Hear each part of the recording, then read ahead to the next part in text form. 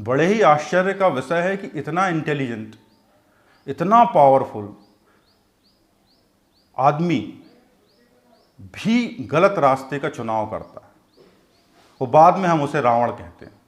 यदि इसी रावण ने, जो उसके पास इंटेलिजेंस थी, गुण थे, पावर थी, यदि उसने उस मार्ग का चुनाव नहीं किया होता, उसके भीतर की कॉन्शियसनेस ने उसको रोका होता कि नहीं, तुम्हें अब इस रास्ते पे नहीं चलना है, तो आज हम उसे रावण के रूप में नहीं, किसी देवता के रूप में मान रहे होते। क्योंकि इतना गुणवान तो देवता भी नहीं है जितने गुणवान रावण में है। इतना गुणवान व्यक्ति, यदि हम देवताओं के भी वर्णन सुनते हैं तो देवताओं के भी वर्णन यूनिडाइमेंशनल हैं। हमें पता चलता है कि ये अग्निदेव हैं, ये वायुदेव हैं, हमें उनके इतनी गुणों का पता नहीं चलता जितने गुण रावण में थे। अत्यंत गुणवान, मल्टी डायमेंशनल, मल्टी टैलेंटेड।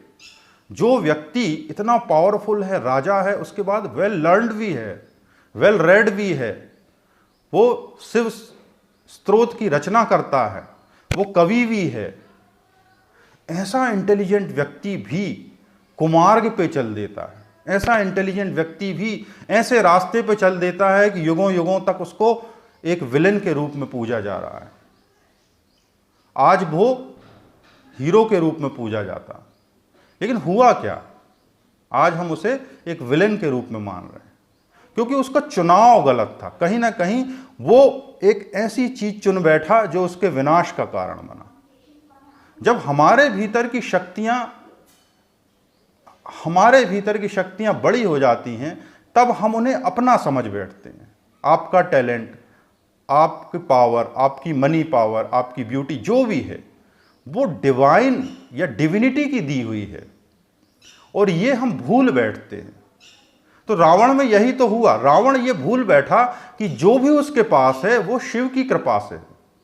वो तो बस एक साधारण बालक था। शिव की भक्ति से उसको पावर मिली, शिव की भक्ति से वो इंटेलिजेंट बना, शिव की भक्ति से वो आगे बढ़ा। और वो ये भूल गया कि ये सब उसने शिव से पाया है, और यही फॉरगेटफुलनेस उसके विनाश का कारण बनी। और उसने एक ऐसा चुनाव कर लिया, एक ऐसे मार्ग का चुनाव कर लिया जो अंततः उसके विनाश का कारण बना। तो हमारे जीवन के जो निर्णय होते हैं, जब हम अपने जीवन की सफलताओं में आगे बढ़ रहे होते हैं, तब हम अपनी सफलताओं से खुद को आइडेंटिफाई कर लेते हैं कि ये तो मैं हूं, ये मेरी सफलता है, ये मेरी श्रेष्ठता है।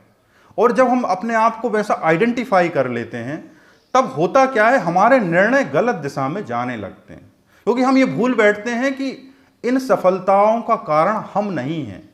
इन सफलताओं का कारण वो ऊर्जा है जो परमात्मा ने हमें दी, वो शक्ति है जो हमें परमात्मा से मिली। वही शक्ति, वही ज्ञान आज इस दिशा में हमें ले पाया और आज हमें ये सफलता दिला गया। तो हमारे भीतर वो अहंकार, वो आइडेंटिटी डेवलप नहीं होगी जो कल गलत चुनाव करेगी, जो कल गलत दिशा में चलेगी। क्योंकि रावण भी जब निर्णय ले रहा था कि मुझे सीता का हरण करना है, तो उसकी जगह वो सही था।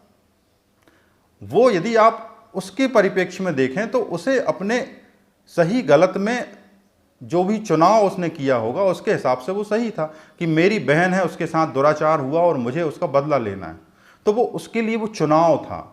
लेकिन वो इस तरह का चुनाव क्यों कर बैठा? वो इस तरह का चुनाव इसलिए कर बैठा क्योंकि वो ये भूल चुका था कि उसके जो गुण हैं वो कहाँ से आए हैं? ईश्वर से आए हैं। तो जब भी आपके भीतर दुष्ट प्रवृत्तियां बढ़ने लगें, तो ये समझना कि आपकी आइडेंटिटी बढ़ रही है। आपकी आइडेंटिटी बढ़ रही है तो आपकी श्रेष्ठता से आप अपने आप को वैसा ही आइडेंटिफाई करने लगेंगे, फलों का भोक्ता मान बैठेंगे, और फिर आपके जीवन में गलत चुनाव हो सकता है। और जब गलत चुनाव होगा तो उसका परिणाम वैसा ही होगा जैसा रावण का हुआ। तो आपके भीतर यदि आपके गलत चुनाव कम हो जाएं, तभी मानिए कि आपका दशहरा सफल हुआ, तभी मानिए कि आप दशहरे को सही ढंग से मना पाए। और यही सांकेतिक अर्थ है दशहरे का। दशहरा कोई उत्सव अकेला नहीं है, दशहरा अवसर है आपके अंदर के रावण के को कम करने का, उसका वध करने का, उसको आइडेंटिफाई करने का। सुनने के लिए धन्यवाद। यदि अच्छा लगे तो लाइक करें, सब्सक्राइब करें। हरे कृष्णा।